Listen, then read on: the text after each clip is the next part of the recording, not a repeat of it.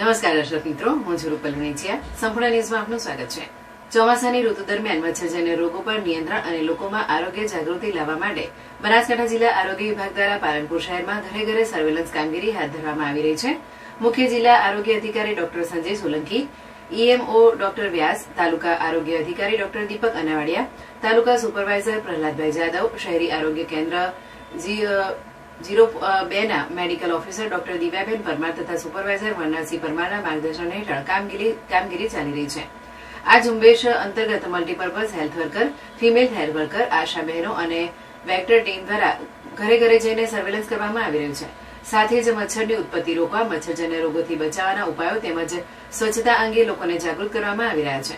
પાલનપુરના ward number 14માં multipurpose health worker Jayantibhai Parmar દ્વારા નિયમિત સર્વેલન્સ કામગીરી દરમિયાન લોકોને ઘરની આસપાસ પાણી ભરાઈ ન રહે તે માટેની સમજણ આપવામાં આવી રહી છે. ઉપરાંત મચ્છરજન્ય રોગોના લક્ષણો, બચવાના ઉપાયો અને જરૂરી સાવચેતીઓ અંગે પણ માર્ગદર્શન આપી આરોગ્ય પ્રત્યે જાગૃતિ લાવવાનો પ્રયાસ કરવામાં આવી રહ્યો છે.